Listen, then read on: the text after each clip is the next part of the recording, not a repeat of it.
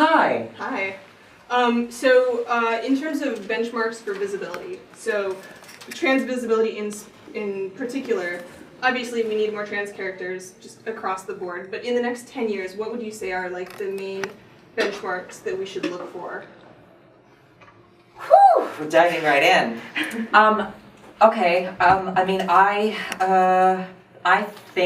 What I'd like to see is I think that society still has a problem differentiating between gender identity and sexual identity. You know, it's like who I identify as is totally different than who I sleep with. So, and I think with trans characters, especially trans feminine characters, there's this reluctance, because I don't think that society views trans women as women and they don't see trans men as men. And if a trans woman I want to see a trans woman like in a relationship with a man. Like I'm straight and I want to see that on television, but for some reason there's like this resistance to that. And I don't know if it's, and I'm speaking, about America because that's where I live. And so there's this resistance to if a trans woman is with a man, then all of a sudden, all of this stuff about sexuality comes into question. It's like all this rubbish that's attached to gender and sexuality and people knowing the difference. I just, yes, we need more representation, but I'd like to see, a broader spectrum of relationships within those characters. Thank you. Yeah. Next question. So hi, I'm Sophie. I'm a freelance journalist and blogger. Hi. So basically, I hate to bring this up because I'm really sad about this, but now that Sense8 is over, what sort of projects are you really sort of wanting to move on to now? What's the next thing? Whoever will have me. I'm picky. Because Sense8 was so great, and because, Nomi was, I'm the first actor who happens to be trans to book a lead, which I didn't know. I recently just did a documentary called Disclosure, which will be coming out, and it's great. And they informed me that I was the first lead. There's been plenty of recurring characters and guest stars and all that, business talk. But yeah, I was the first lead. So that's the next thing that I go do. It has to have some substance to it. The character can't just exist because of their transness. It's, of course, I'd love to play a character that doesn't identify as trans, but then that plays in, there's this whole, hierarchy in Hollywood and how that plays out. But yeah, I don't know, I just want to work. I just want to work and, do something good and substantial and I want to be challenged as an actor. I want to be given the same opportunity that any other actress, coming off of a lead of several seasons of a show, would be given. That's what I want. Thank you very much. Thank you. All right, next question. Hi, my name's Charlie. I'm from Gay Star News. Hi, love. My question is, what currently existing character would be your dream role? Like, if you could play any character on any TV show, who would it be? Oh, I wouldn't want to knock anyone out, of a role that they've already got. There's so much television that I love. I watch so much television. There's nothing I detest more than an actor who wants to be on television who doesn't watch television. I watch everything. Oh God, if there's a show that I could be on, I don't know. I want to be on a new show, that no one knows, and I want to be the lead on it.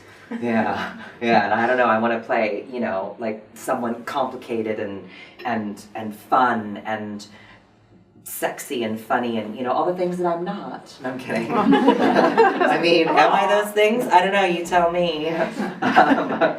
So nervous now. I wanna do something. What show? What genre? But maybe that's easier. What genre would you like to? I would love to do a comedy. One of my managers thinks I'm really funny. They both do. But I want some, drama thriller. I'd love to play, a drug dealer or a drug addict or a psychopath or, I mean, something, you know, really true to who, no, I'm kidding. Oh my God, why am I so nervous? Okay, next question. Can I ask a follow-up question? I would like to ask a follow-up question, if that's okay. Yeah. I'm Clayton from the Netherlands, and I heard today Kat saying like, I didn't want to wait for the phone call, so I started creating things myself. Would that be something that you would want to do? I mean, I know that there are plenty of actors, you know, who do. I don't fancy myself a writer, you know, or if those opportunities come up. But I mean, right now, I want to act, you know, and I think that there is good stuff out there, like there's good material, and I have faith that there are people writing things that are good. Especially if a character is, you know, identifies as trans, I feel like there are scripts that exist where it's good. And now with so many women, so many people of color, so many women of color, so many queer women being given opportunities who are producers and directors and writers, you know, like Lena Waithe and Ava DuVernay, with all of these women being given these opportunities, I feel like I'm this close. You know, but yeah, I mean, I don't know, maybe one day I will write something, direct something, produce something, it's all there. But for now, I just want to act. I think there's good stuff out there, I just want to, yeah. Okay, I'm still. You're going to be like, oh, come on! No, I mean, for me it was Blake Lively and Rose Byrne. So I was like, I really loved, and I loved their careers, like how diverse, you know, like film, television, and then different genres, comedy and drama, things like that. So take classes, you know, drop your ego, don't think that you deserve anything just because, you know, you're different. Work hard for it. And then I think the most important thing as an actress, don't stop living, because it's all of our life experiences that are put into the work. So say yes to the dinner, to the coffee, to the road trip. Say yes, go, experience, live life, because it's those moments that you put into the work that, you know, that make it really real, so that when you're sitting with someone, you can make eye contact and there can actually be something there. This was some kind of acting class.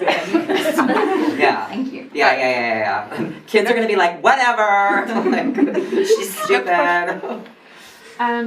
Obviously, Sensei has a very strong following. What has been your best memory of maybe meeting the fans? Because I know you went to Amsterdam as well. I'm from the Netherlands. Yes. So I know that people were actually, you know, wanting to be in the neighborhood where you filmed and everything. Yeah. So. Well, I mean, some of the greatest moments like that were when we were doing the finale, and there was huge crowds of people, especially in Naples. We were filming in Naples. I mean, hundreds. And I mean, I'm from Naples. Yeah. Oh my God. There were like thousands of people. I wasn't there, but all of my exact? friends were there in Positano. Like they all posted pictures. In Positano, that was like season 2. Yeah, I mean, I don't know if I'm exaggerating if I say thousands, but when we did the finale in Naples, I mean, they're in the streets, they're everywhere, they were following us. I mean, it was insane. It's huge. But it was so sweet. And in Positano, I mentioned earlier, that was one of my favorite moments. We were all staying in that hotel that was very close down by the water, and all of us had little balconies. And I woke up one morning and I heard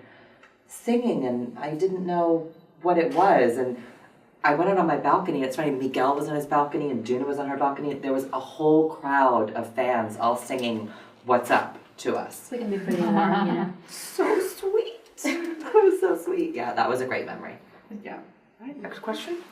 You mentioned earlier about acting. You just want to act. You just want to work.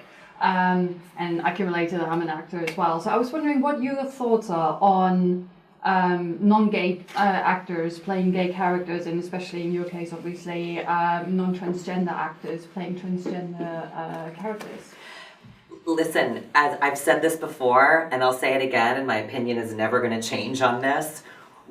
As an actor, I want to be given every opportunity to play any kind of a character, so I would never tell an actor to not play a role.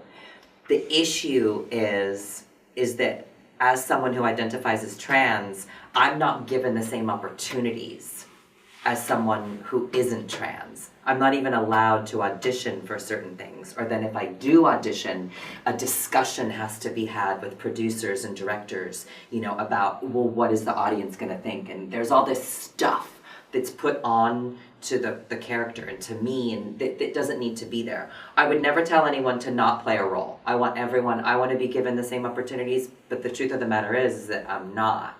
And most people who are actors who identify as trans are not. Do I audition for roles that aren't trans? Yes. You know, do I hope to play one? Yes. But we're just not given the same opportunities.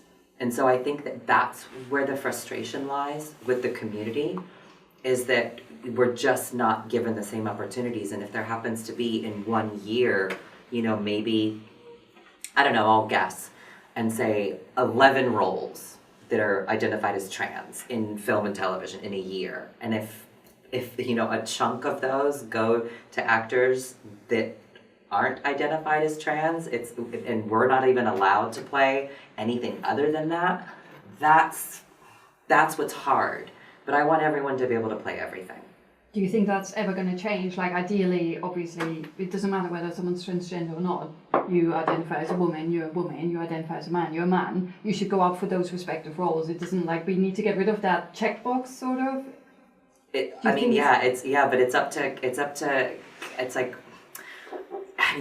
But there's just this ingrained thing. But yeah, I mean, I've got some casting directors, you know, who really believe in me, and I'm sure that there's casting directors that believe in, you know, the other actors, you know, in the industry who identify as trans, and I get brought in a lot. It's just now we need to start changing the minds of the producers and the directors, because until that starts to happen, it's you know, society gets their opinions about things so much from entertainment, you know, and so until that starts to happen, but I feel like, you know, we are chipping away at it. I'm doing my part to chip away at it.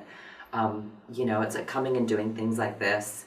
You know what I mean? There's that statistic with GLAAD that I don't remember what it is, and I'm rubbish with numbers, but, you know, most people don't even know someone who's trans, and there's just this stigma and this idea, you know, and then I have people, you know, still to this day tweet, you know, to me like, oh, I had no idea, you know, that you were trans. Like, I've seen all of Sense8 and I had no idea you were trans, or I really wish they would have hired someone trans to play Nomi, and then someone will tweet them and be like, well, it's like, it's funny because it's like, well, what did you think trans is? Like, what, I don't understand, like, what these ideas that we have in our heads of what a man is and what a woman is and what a boy is and what a girl is and what a woman is supposed to sound like and what a guy is supposed to, it's all this stuff that we just all need to fucking let go of. We just have to let go of it. Okay. Woo! We're gonna go into our last question here. So our last question. Who's got it? Hit me. Okay. Hello. Hello again. Yeah, so I just wanted to ask, because I know you worked with a lot of wonderful people on Sense8, and, you know, you worked with Freema a lot, but who was one of the more interesting people that you were working with on Sense8? Oh, I mean, well, Freema was an absolute doll. I couldn't have done it without her. And Tina and Tuppence. I mean, the women on that show were so brilliant. I mean, I learned so much from Tina, and I learned so much from Tuppence, and we've maintained friendships to this day. You know, just being around women from other places, you know, and being able to support each other in an environment, you know, where you're traveling and, you know, and you know, the guys are all great, but it's like, I mean, you know, the guys are guys, you know, and so it's nice, you know, to be with women, you know, and especially when you find other, you know, women who, you know, just, I don't know, if you're traveling and it's like you're really in the mood, you know, maybe for like, you know, like like a big bowl of pasta, and it's like, I really want pasta too, and it's like, oh, okay, like, let's go to pasta then. Oh, do you know that movie? I love that movie. And it's like, you have all these things in common, and it's like, oh, we're friends. Like, oh, this is fucking great. I have a friend on this. And that's what it was like for me with Tuppence. You know, we were friends, like, and we're still friends. But yeah, I mean, I couldn't have done it without Freema. And then, I mean, you know, everyone, like Arendira was amazing. And then, oh my God, I'm gonna forget her name. Oh my God, but even like the two moms, Amanita's mom and Nomi's mom, like as actresses, as women, oh my God, they're incredible. incredible. And then the woman that played Tegan, Nomi's sister, she was so great too. Forget her name. I'm so rubbish with names. And then everyone's seen the finale. Yes. You know when Tuppence go? You haven't seen it yet. It's fine. It's not really a spoiler. when Riley goes to the club to do like the thing, whatever, and there's like that gorgeous French woman, Georges, and like and Will thinks that it's a guy because it's George and blah blah blah, but it's just Georges and she's French and she's like smoking her Arlie. Oh my God, she was amazing. She was a phenomenal woman, phenomenal actress.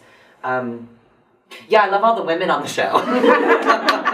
Great way to finish. Yeah. All right, well, that's a great way to finish. So thank you very much.